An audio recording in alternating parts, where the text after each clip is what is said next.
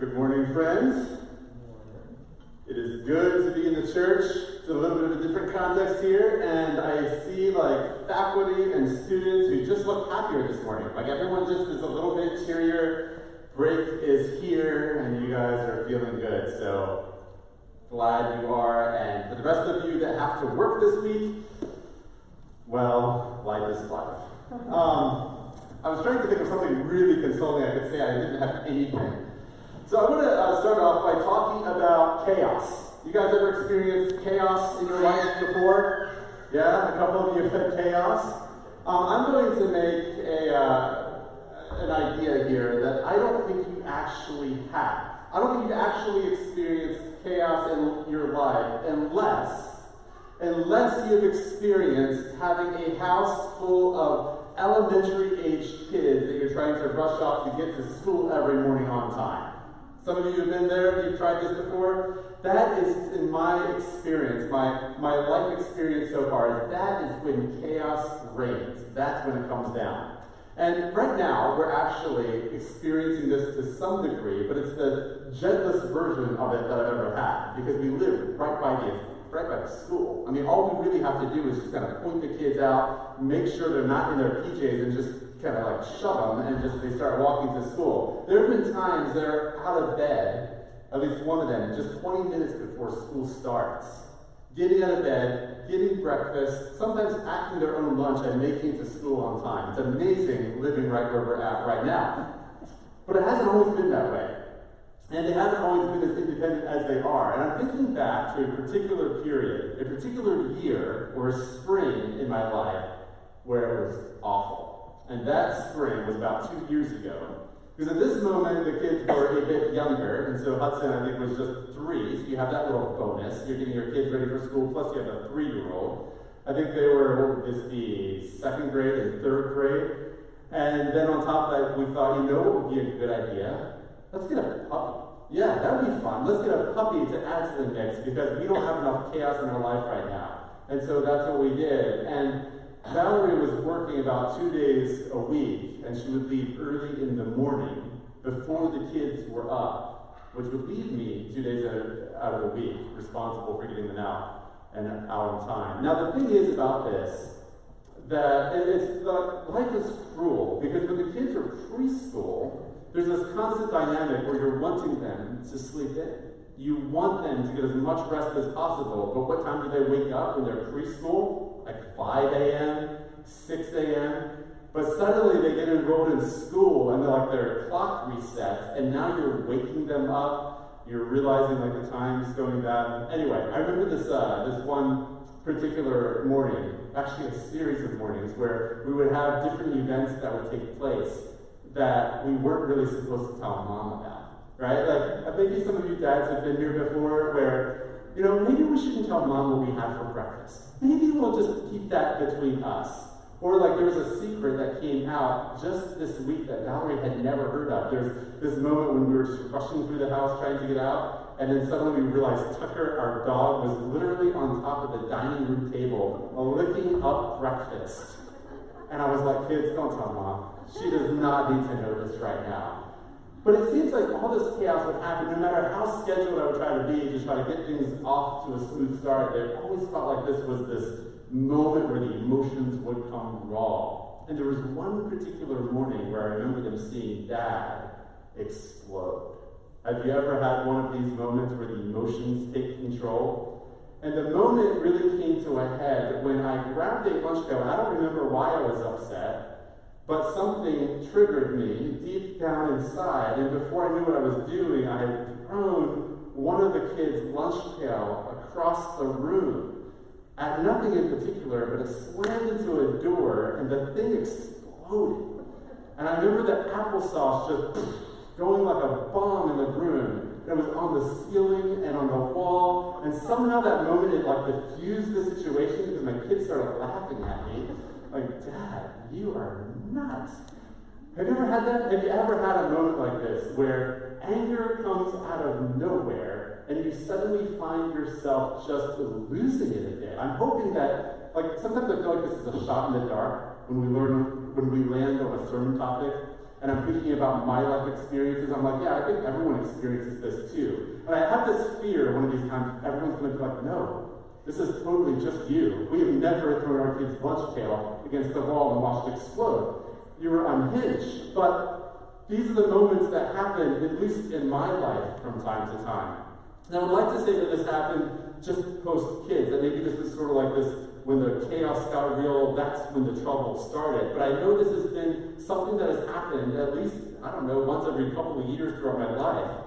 And I have to confess this because I remember one time losing at Mrs. Holquist's house. You weren't there, but I was there with some friends, and I got really upset over a video game we were playing, and I ended up trying to choke one of them. It wasn't your son. I was not trying to choke Conrad. But I literally had my hands around this guy's throat. And I remember when he pushed me off, I said, what? I didn't even touch you. And then I realized I had my hands around his throat. How does that happen? How do you escalate from that place where you're down here to up here?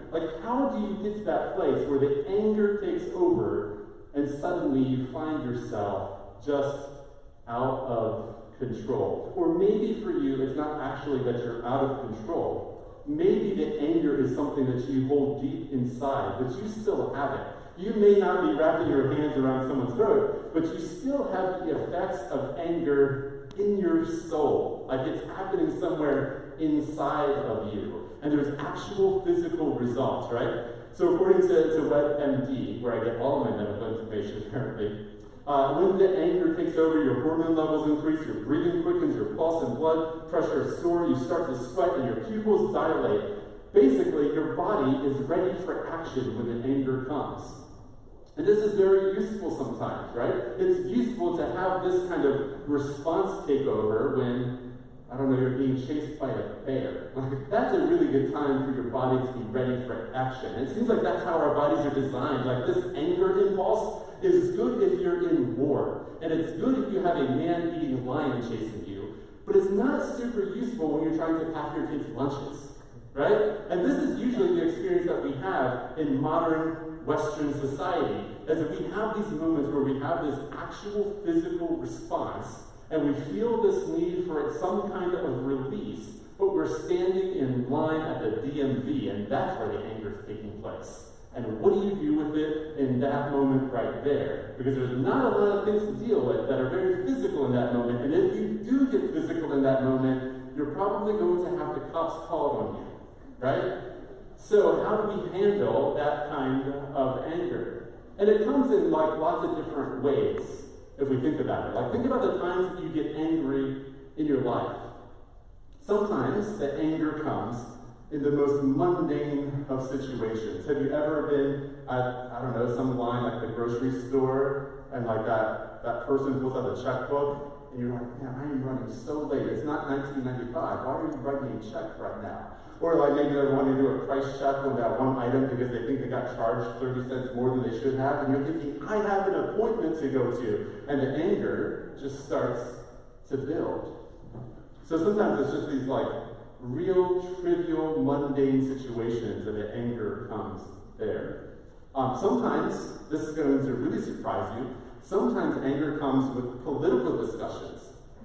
I'm serious, that happens. Sometimes you'll get into a conversation with someone, and it's a political conversation, and all of a sudden you feel the physical response taking place. The heart rate starts to increase, your pupils are dilating, you're feeling that fight response, and it's just over ideological disagreements, yet the anger comes there. And then probably the age-old one that I already kind of touched on is all the familial, family kind of arguments. Have you ever had anger bubble over in your family? If you're a kid, you felt angry, or you felt anger for your parents, haven't you? There is a time when your parents said something that you thought was completely and utterly unreasonable. And your response is, you just feel like the volcano just exploding. There's no other parent that acts the way you're acting. Or there's no other parent with the restrictions you're putting on top of me. Or haven't I been a responsible child? Why are you doing this to me? And the anger builds. And then if you're a parent, it goes the other way as well. And you start imagining that day. You think back to that moment you brought that precious little package home. It was this cooling, quiet little, well, maybe not quiet, but this cute little innocent baby, and you think, how did this beast grow out of that? And you feel the anger towards the child. And then, of course, there's the husband and wife. There's anger there, too. It happens everywhere. Sometimes it's mundane. Sometimes it's significant. Sometimes it's political. Sometimes it's with your family. But we find this is something that we have to confront in life. When we're talking about emotional baggage, the different kinds of things that can become burdens in our lives, the different kinds of things that can make us struggle, anger is one of the emotions that we have to face. Anger is one of the things that we deal with from time to time. Of course, anger is something that's been changing a little bit recently.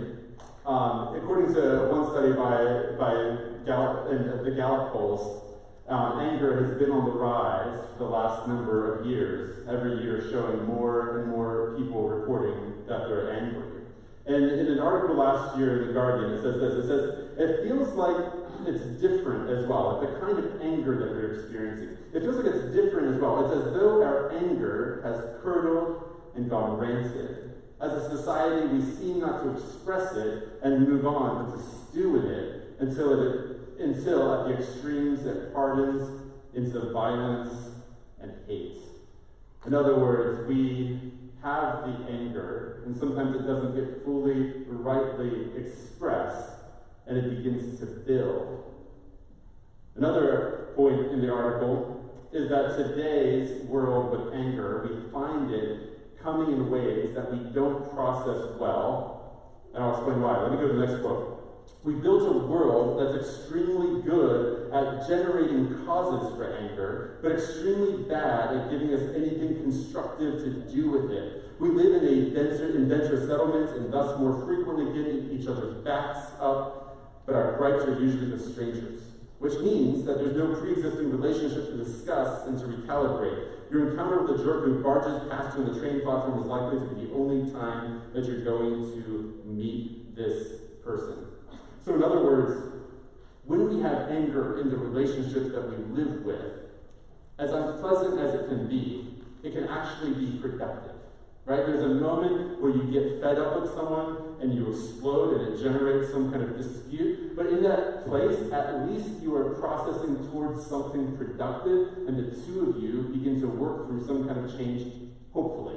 Maybe. I don't know. But that's the hope that's going to happen. But the kind of rage that we have now is completely unproductive rage, because we have things that are presented to us, things that we come across, things that we're completely distant from, and it causes that same kind of outburst. It causes the same kind of anger response, but there's nothing productive that's done with it. It just sits there, and it continues to affect our health and our well-being, plus the patterns that we have for developing anger responses in every other area of our life. And we haven't even talked about social media yet. Then there's also social media, another place where anger is being generated. And not only generated, but passed on. According to psychotherapist Dr. Aaron Ballard, he says the capacity for the emotional contagion of anger has increased. Certainly, you see anger crossing populations much more easily because we have the gift of social media. And so when I get angry about something, I'm able to elevate your anger about that same thing, which then elevates it from this person to this person, and it becomes a contagion. I feel worked up just talking about it right now. Like you feel the anger, like you can think about it, right? But anger has become something that we all have always had to deal with. But maybe more than normal, it's a topic that we have to think about and process and know how to handle in our lives and to handle it well. So I want to turn to Scripture. I want to look at James chapter 1. James chapter 1, starting with verse 19. It says this. It says, "Understand this, my brothers and sisters. You must all be quick to listen, slow to speak, and slow to get angry. Human anger does not produce the righteousness that God desires. So get rid of all the filth and evil in your lives, and humbly accept the word that God has planted in your hearts, for it has the power to save your souls." I want to read those verses again. You must be quick to listen, slow to speak, and slow to get angry. It feels like that could have been written just yesterday, doesn't it? If there is counsel that feels relevant to today, this is it. We should all be slow to speak and slow to anger, but quick to listen. How many times do you find when you're having an anger response of some kind, how many times do you find that what you're actually going to do first is take time to listen? How many of us, when we get angry, are indeed quick to listen? I know that I am not quick to listen when I get angry. What I'm quick to do is let other people know exactly how I feel and where I stand and why they're wrong, right? Like, that's the anger response. The anger response isn't listening so much, but it's projecting out something that's deep turmoil inside of me. Think about the last time that you were in an argument with someone. Think about the last time that you had this kind of response where it wasn't just simply that you were frustrated, but you were actually feeling angry, and it was spilling out in the words that you said. How much listening were you actually doing? How much time were you taking to sit back, take this whole thing at a distance, and process what the opposing party that's made you feel wrong is actually saying to you? How many times are you doing that? And then on the other side, how many times have you been angry and you're slow to speak in your anger? It's amazing like how verbose we can become the second the anger rises. Do you experience this too? Like, you can be a fairly passive person, speaking of myself, you can be a fairly passive person and not really one to just engage in like a galactic battle of words, but the second that anger comes in, it's amazing the vocabulary that can build. It's amazing the arsenal of weaponry, of words that come at your disposal. It almost feels like a spiritual gift in the moment, right? Because you feel like you're in a righteous cause. Because when you're angry, you think you're right. When you're angry, you think everyone else is wrong. And so in this moment, suddenly your mind opens up, you see the weaponry of words that are available, and it feels like this is a righteous thing to do. And I'm going to unload on this person all of these words that I have to say. But how many times have you done this? And then a day later felt really good about it? Have you had that? Have you had that explosive moment where you just let it rip and you say the words that are on your heart? And then the next day, have you ever the next day thought back and just kind of like replayed that whole conversation in your mind and thought, wow, I really stated it well right there. I really think I won some hearts over in that moment, because the way I just used that, and the way I raised my volume up, and the way I gave that as I delivered it, was very effective. Like, it was very effective, and I'm so glad in that moment I said what I said. I don't think I've ever had that.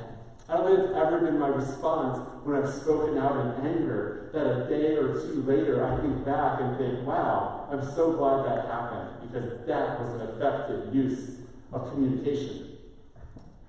No, but the reason why Scripture tells us we should be slow to speak is sometimes we need to think twice about the things that we say before the damage is done. Because once we do the damage, once we say those things and let them out, you know how it is, we can't bring it back, and it's out there, and you can't undo the damage fully that you just did. Be slow to speak when you feel that anger come on. Be slow to speak and be quick to listen. Because maybe, just maybe, there's a perspective out there that would be beneficial for you to know. Maybe, just maybe, there's something else out there that might be right that you need to learn from before you fully let your anger be revealed. And then the third thing, of course, is to be slow to anger, which, of course, is modeling who? Modeling God. Every time God reveals himself, not every time, but most times in the Old Testament, God reveals himself, what does he say? He is merciful, he is slow to anger. This is a character trait of God. God does not just fly off the handle every time we mess up. He is slow to anger, and he encourages us to be the same way, that we should be a people that when we get angry, we don't do it quickly. It's a slow burn. We gradually warm up to it till we get to a place where we realize that anger must happen. Which, by the way, is true. Sometimes the anger must happen. There's a lot of things. If I was to collect all the anger I've had in my life, and I'm to collect it into a big bag, and I was to sort it as far as necessary anger and unnecessary anger, most of it, if I'm being honest, was not necessary. Most of the things that I've gotten angry about in life, I probably shouldn't have been angry about. There are things that were just selfish, things that were trivial, things that didn't matter in the big scheme of things, but there are some things where we should be angry. Anger on its own is not a negative thing. Anger on its own is not a sin. We can say it's not a sin, for one, because God does it, right? If God is slow to anger, that's implying that God does sometimes get angry.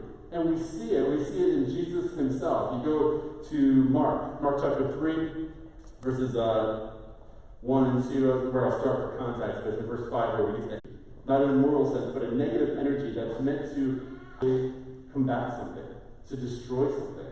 And it's meant to destroy the evil force that's right there. But Timothy Keller, the way he describes it, is also described as a surgical force when God uses it.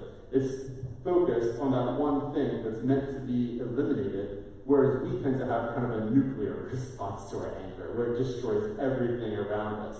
And it's more about destroying the relationship, the person, the whatever, like it all goes as it explodes. But the anger of God is slow to anger and focused on the thing that's trying to be destroyed. But anger is a requirement if you actually have love in your heart. Because if you have love in your heart, there will be a moment that you will also experience anger. Author Becky Pippert says it this way: think how we feel when we see someone we love ravaged by unwise actions or relationships. Do we respond with benign tolerance as we might towards strangers? In other words, when someone makes bad choices, if you don't know them, it's kind of indifferent. Benign tolerance. But far from it when it's someone you love. Anger isn't the opposite of love. Hate is. And the final form of hate is indifference. The more a father loves his son, the more he's angry at the drunkard, the liar, the traitor in his son. If I, a flawed, self-centered woman, can feel this much pain and anger over someone's condition, how much more a morally perfect God who made them? The idea is that when you truly love someone, and there's a threat to that person, whether it's self-inflicted or externally inflicted, when there's a threat to that person, it causes you to have an emotional response. It causes you to want to do something about it. Anger in those moments is actually more than appropriate. It's morally demanding. Anger for something that you love is a necessity when it's handled correctly, when it's handled with care. Of course, the thing that I have to think about, again, when I'm thinking about sorting out my anger issues, if we're being honest, if I'm being honest, oftentimes that's not where the anger is coming from, because the anger is connected to love, but oftentimes the anger is connected to self-love. Oftentimes the anger is not really about defending somebody else, the anger is simply about defending myself.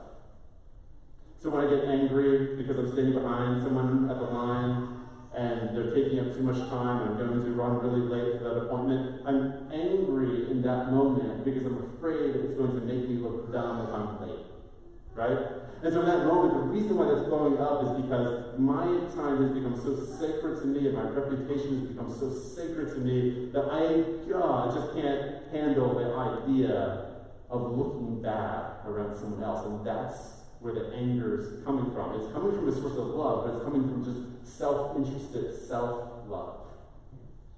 Same thing with arguments, spousal arguments. Oftentimes this is coming from a place where I'm defending something about myself. It's pride in this moment, maybe. It's, trying to stand up for my whatever it is, and I'm just kind of protecting myself. So the question is, when you get angry, that you have to ask yourself, is what is the thing that you love that you're defending? What is the thing that you love that's causing your emotions to act like this.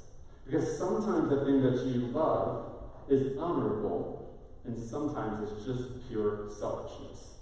And that's the question we have to be asking every time we feel that response boiling up, boiling over. Is this a righteous kind of anger? Which, by the way, if you'll notice that verse again, if we go back to James chapter 1, it says that human anger does not produce the righteousness that God desires, which kind of indicates that there is a kind of anger that does produce righteousness. Or another way you could translate it is produce the justice that God desires. Oftentimes we think we're fighting for some kind of justice, but if we're doing it from a human self-interested side, then we're not producing the kind of justice that God wants. We're not standing up for right, we're just standing up for self. But going back to Ephesians, the other part about this is it says, in your anger, do not sin. I skipped right over this, but in Ephesians 4:7 it says, I don't think I read this to you yet. It's in my head. Ephesians 4:26-27 says, in your anger, do not sin. Or in the NLT version it says, and don't sin by letting anger control you. Don't let the sun go down while you're still angry. This idea here seems to be this idea of restraining the anger, restrain that thing so it doesn't spill over, and make sure you're rid of it by the time the sun goes down. But I don't think this is actually the right kind of translation.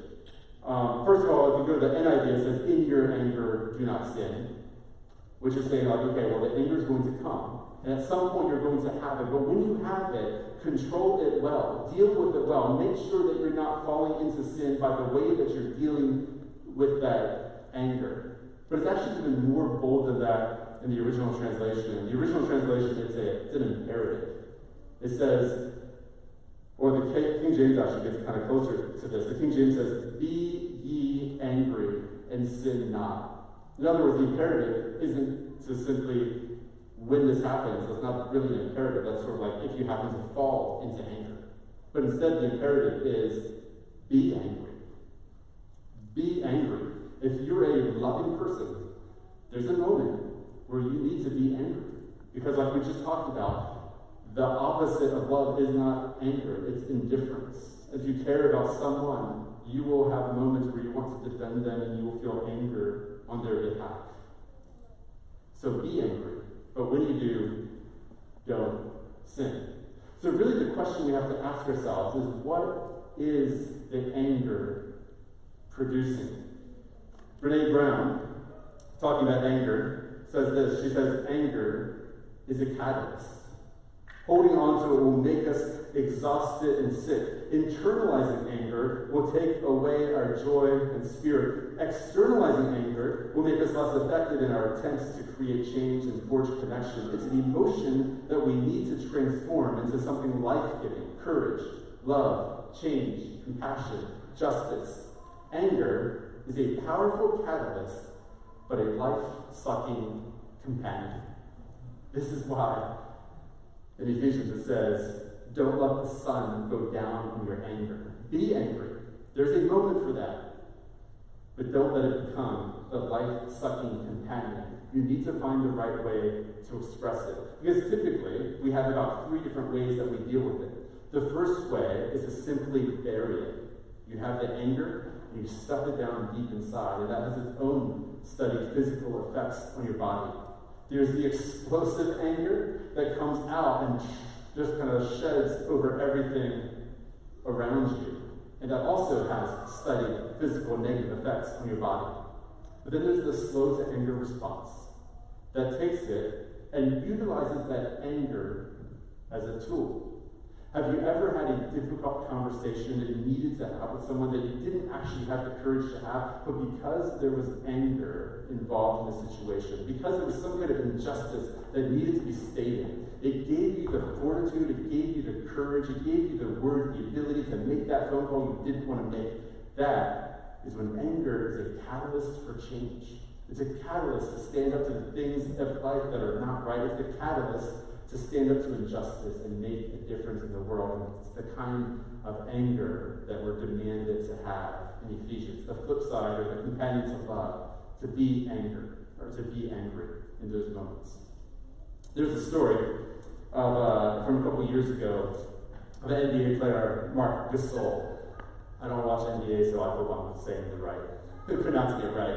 He's from Spain. Right now he plays for the Raptors, but at the time, he was playing closer here in Memphis, Tennessee.